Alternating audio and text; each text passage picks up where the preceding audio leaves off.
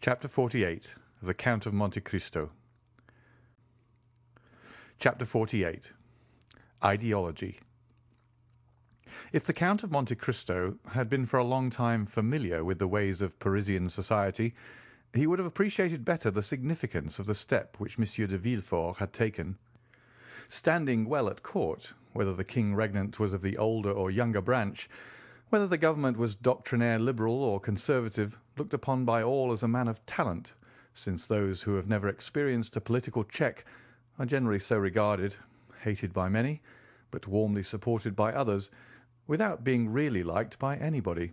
Monsieur de Villefort held a high position in the magistracy, and maintained his eminence like a Harley or a mole.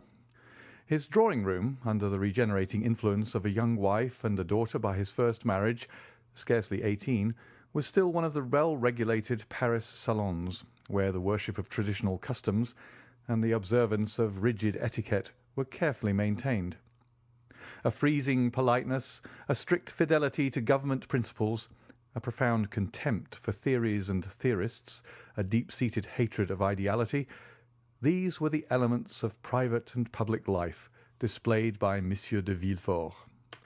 He was not only a magistrate, he was almost a diplomatist. His relations with the former court, of which he always spoke with dignity and respect, made him respected by the new one, and he knew so many things that not only was he always carefully considered, but sometimes consulted. Perhaps this would not have been so had it been possible to get rid of Monsieur de Villefort, but, like the feudal barons who rebelled against their sovereign, he dwelt in an impregnable fortress. This fortress was his post as king's attorney, all the advantages of which he exploited with marvellous skill, and which he would not have resigned but to be made deputy, and thus to replace neutrality by opposition. Ordinarily, Monsieur de Villefort made and returned very few visits. His wife visited for him, and this was the received thing in the world, where the weighty and multifarious occupations of the magistrate were accepted as an excuse for what was really only calculated pride, a manifestation of professed superiority. In fact, the application of the axiom, "Pretend to think well of yourself, and the world will think well of you," an axiom 100 times more useful in society nowadays than that of the Greeks, "Know thyself," a knowledge for which in our days we have substituted the less difficult and more advantageous science of knowing others. To his friends, Monsieur de Villefort was a powerful protector. To his enemies, he was a silent but bitter opponent. For those who were neither the one nor the other, he was a statue of the law-made man. He had a haughty bearing, a look either steady and impenetrable, or insolently piercing and inquisitorial. 4 successive revolutions had built and cemented the pedestal upon which his fortune was based. Monsieur de Villefort had the reputation of being the least curious and the least wearisome man in France. He gave a ball every year, at which he appeared for a quarter of an hour only. That is to say, 45 minutes less than the king is visible at his balls. He was never seen at the theatres, at concerts, or in any place of public resort.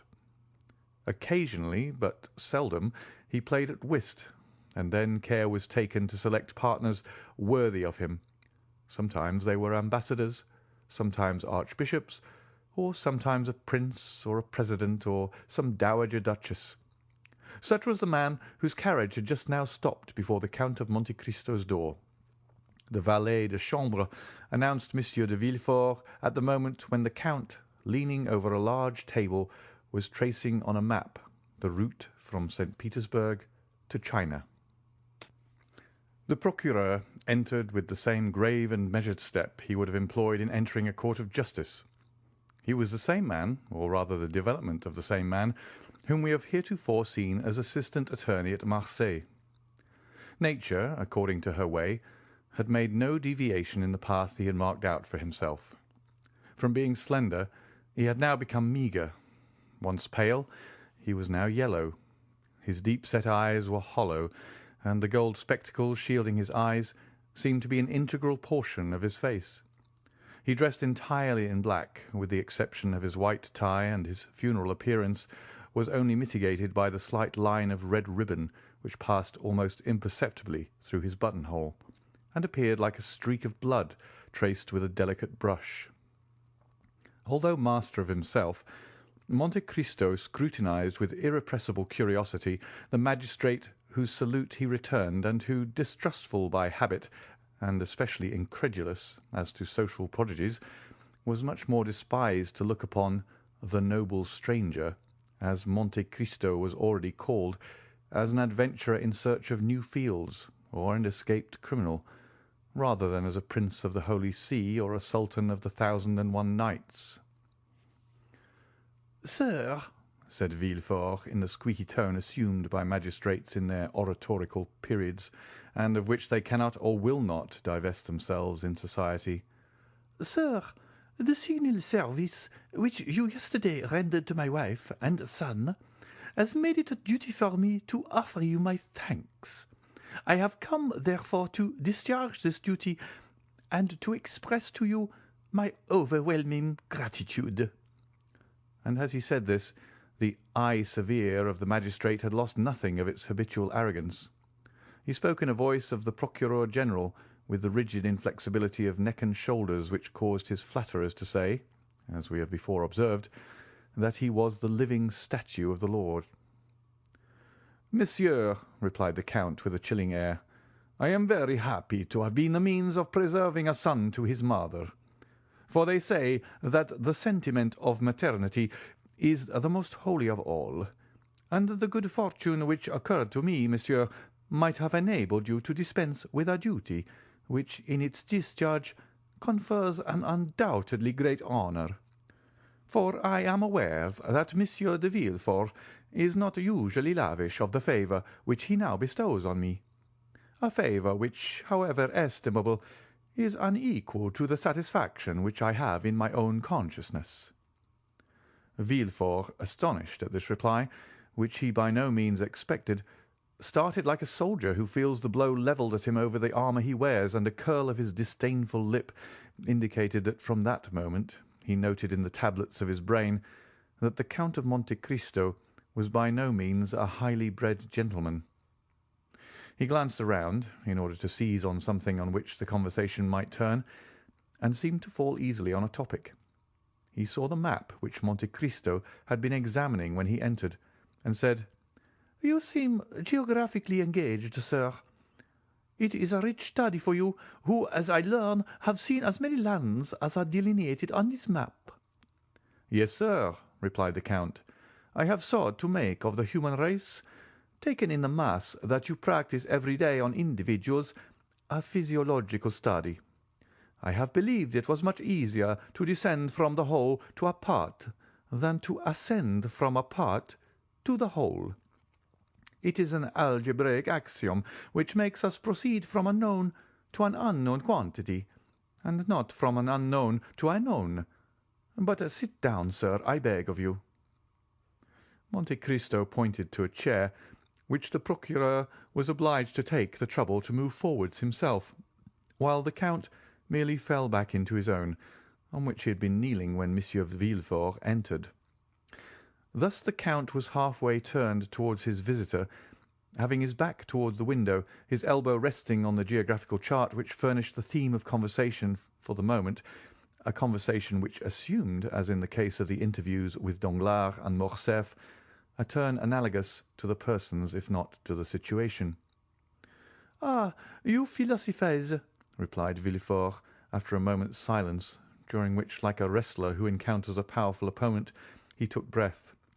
"Well, sir, really, if, like you, I had nothing else to do, I should seek a more amusing occupation." "Why, in truth, sir," was Monte Cristo's reply, "man is but an ugly caterpillar for him who studies him through a solar microscope. But you said, I think, that I had nothing else to do. Now, really, let me ask, sir, have you? Do you believe you have anything to do? Or, to speak in plain terms, do you really think that what you do deserves being called anything?" Villefort's astonishment redoubled at this second thrust so forcibly made by his strange adversary. It was a long time since the magistrate had heard a paradox so strong, or rather, to say the truth more exactly, it was the first time he had ever heard of it. The procureur exerted himself to reply.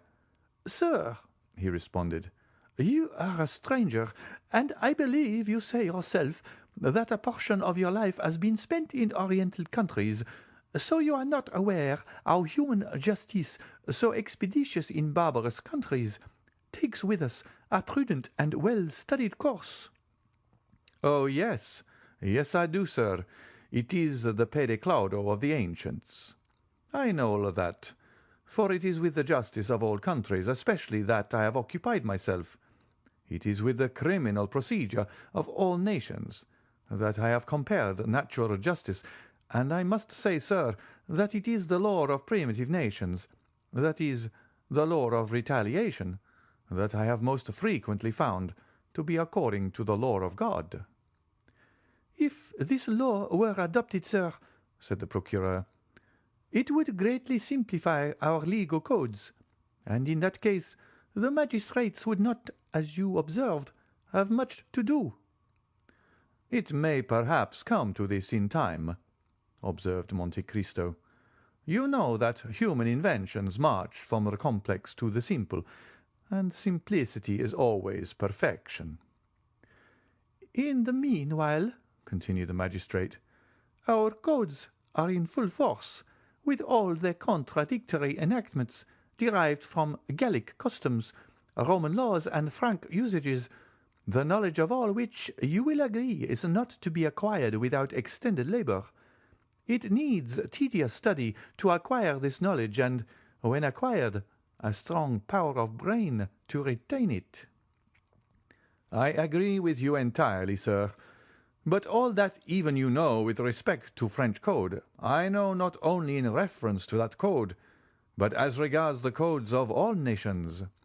The English, Turkish, Japanese, Hindu laws are as familiar to me as the French laws, and thus I was right when I said to you that relatively—you know that everything is relative, sir—that relatively to what I have done you have very little to do, but that relatively to all I have learned you have yet a great deal to learn."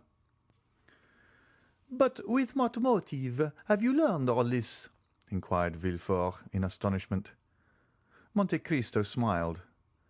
"Really, sir," he observed, "I see that in spite of the reputation which you have acquired as a superior man, you look at everything from the material and vulgar view of society, beginning with man and ending with man.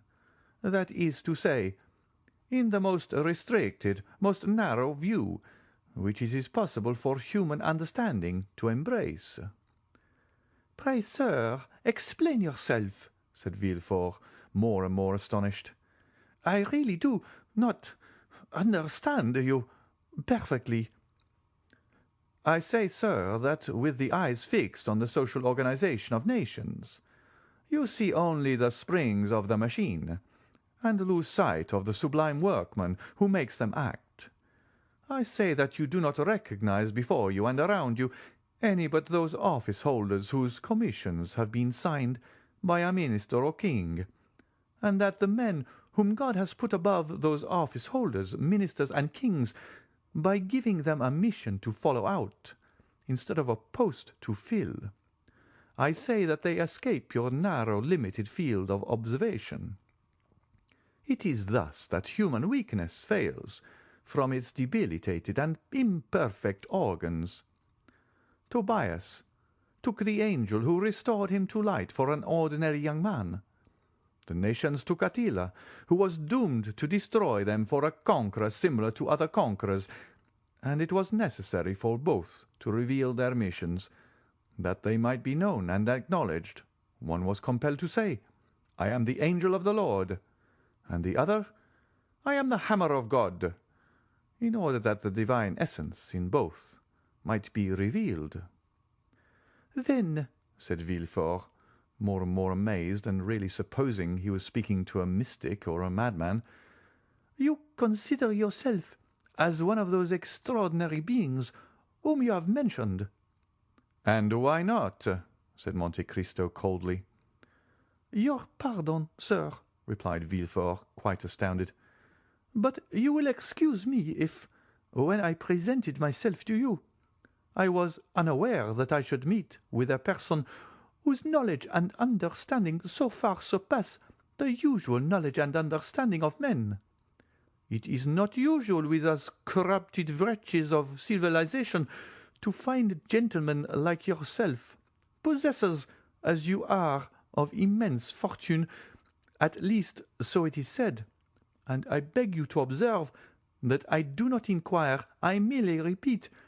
It is not usual, I say, for such privileged and wealthy beings to waste their time in speculations on the state of society, in philosophical reveries intended at best to console those whom fate has disinherited from the goods of this world." "Really, sir," retorted the Count, "have you attained the eminent situation in which you are, without having admitted or even without having met with exceptions? And do you never use your eyes, which must have acquired so much finesse and certainty to divine at a glance the kind of man by whom you are confronted? Should not a magistrate be not merely the best administrator of the law, but the most crafty expounder of the chicanery of his profession? A steel probe to search hearts, a touchstone to try the gold which in each soul is mingled with more or less of alloy." "Sir," said Villefort, "upon my word you overcome me. I really never heard a person speak as you do." "Because you remain eternally encircled in a round of general conditions, and have never dared to raise your wings into those upper spheres which God has peopled with invisible or exceptional beings." "And you allow then, sir, that spheres exist, and that these marked and invisible beings mingle amongst us?" "Why should they not? Can you see the air you breathe, and yet without which you could not for a moment exist?" "Then we do not see those beings to whom you allude?" "Yes, we do. You see them whenever God pleases to allow them to assume a material form.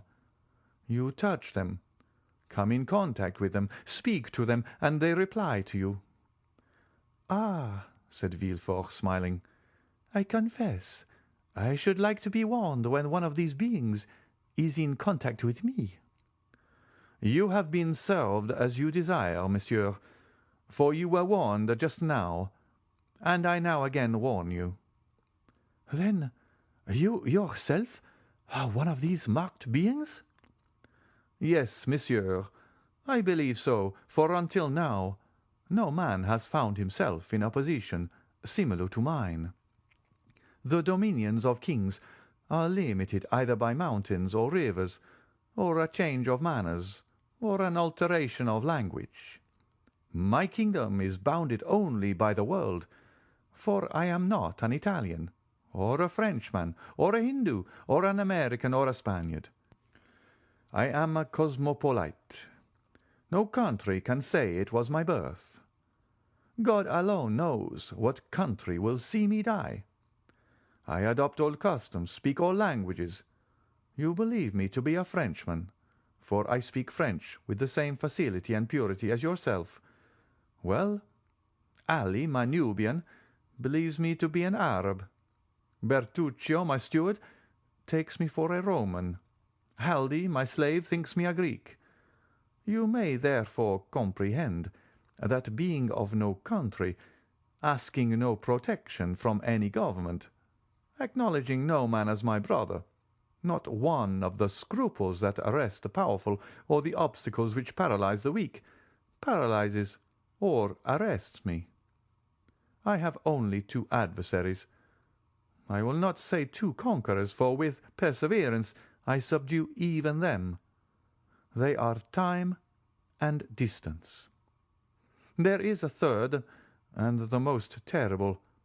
That is my condition as a mortal being.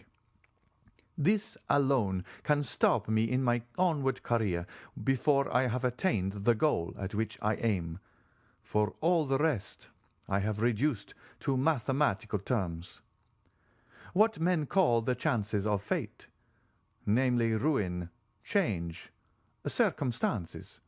I have fully anticipated, and if any of these should overtake me, yet it will not overwhelm me.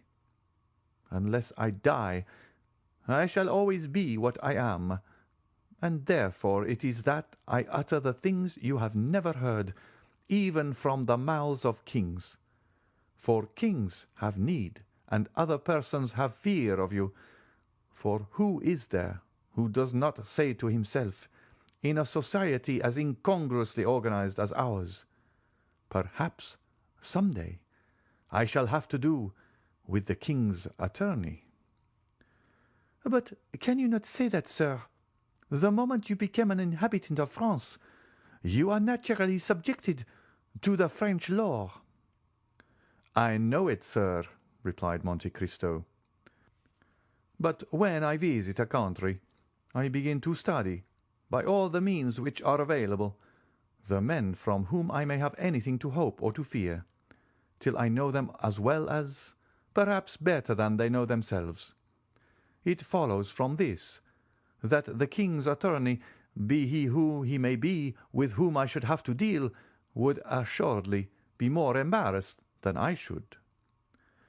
That is to say, replied Villefort with hesitation, that human nature being weak, every man, according to your creed, has committed faults.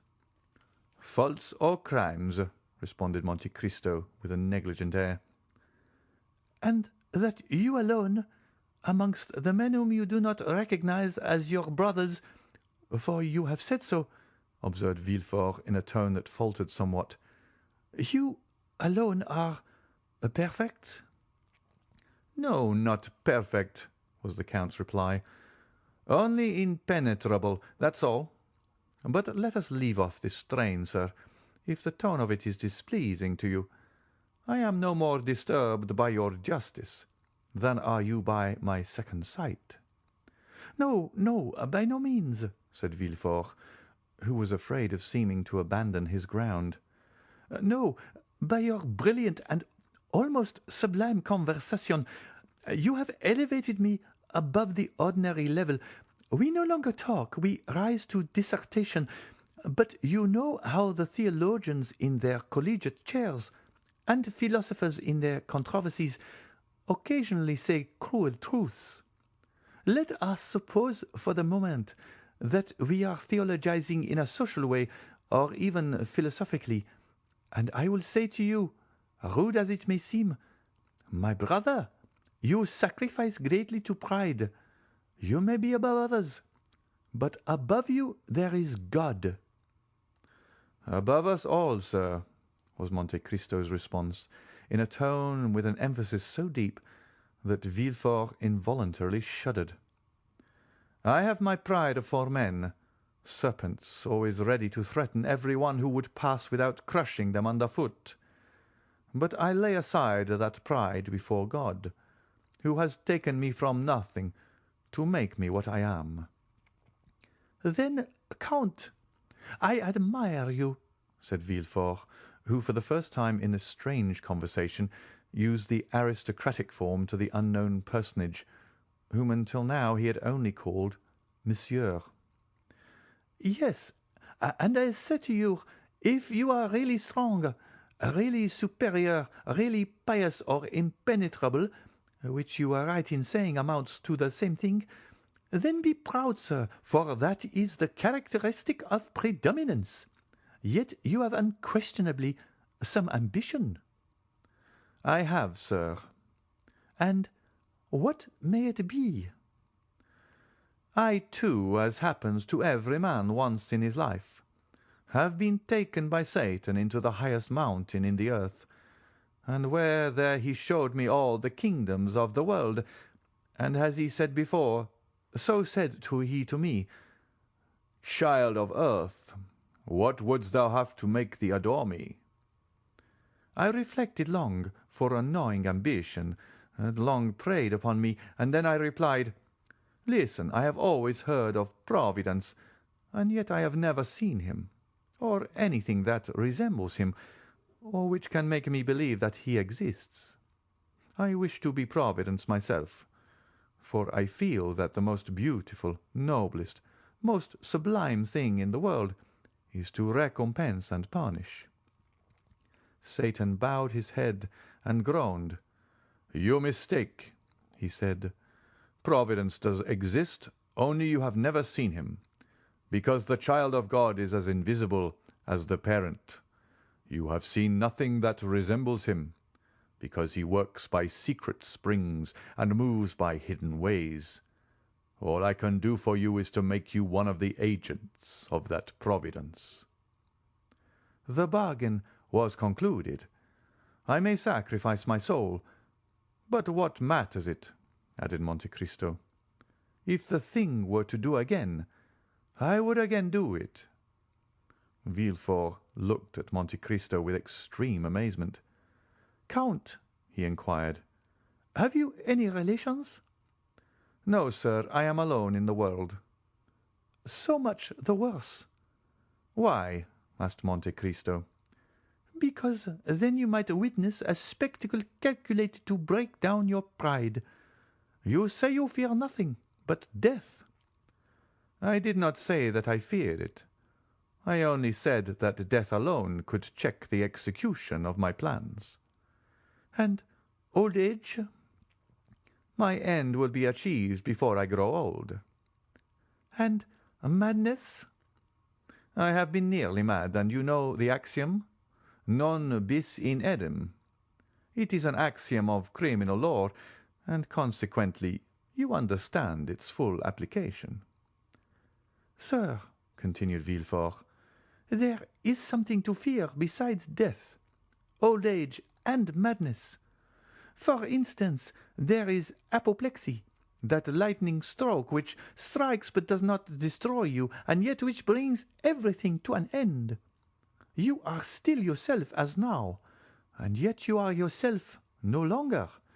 You who, like Ariel, verge on the angelic, are but an inert mass which, like Caliban, verges on the brutal, and this is called in human tongues, as I tell you, neither more nor less than apoplexy.